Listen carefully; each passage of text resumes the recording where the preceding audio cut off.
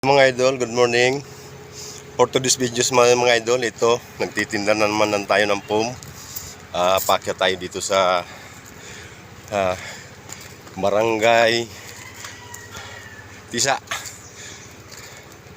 Dito naman tayo nag-akyat, kaso lang medyo matarek. Bundok mga idol. Yan no. Hingal-hingal na naman ako ito mga idol.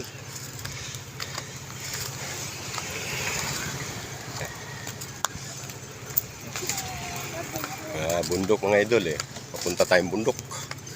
Hingal-hingal na naman si paring Alex mga idol.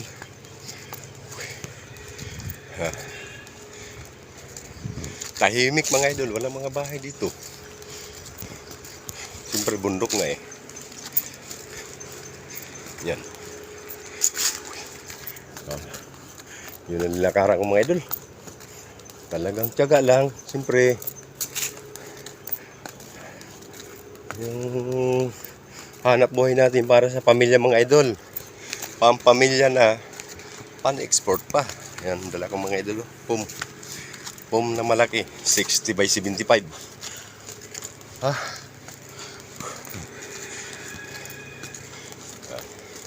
Di ko alam, ngayon lang ako nakapunta dito mga idol.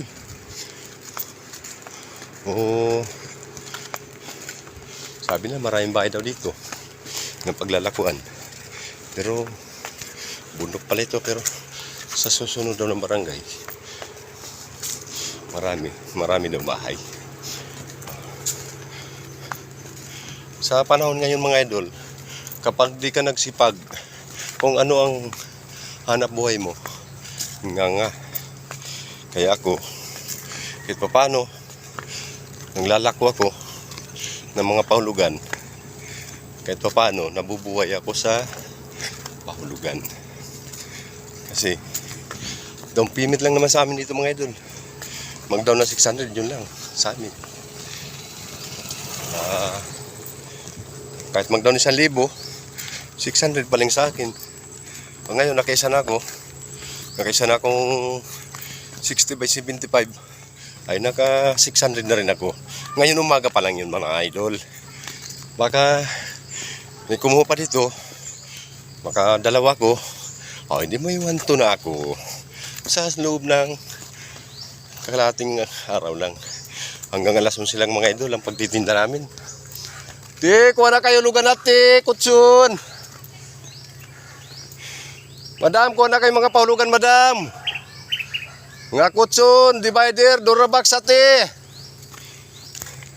Ganyan lang mga idol ng trabaho. Naglalako. At least pa paano, okay naman ang buhay sa mga paglalako mga idol. Lumalaban tayo ng parehas. Ti, kuha na kayo lugan ate. Nga kutsun divider. Yan ang buhay ko mga idol. Andito na tayo sa bundok, may mga bahay. Yan.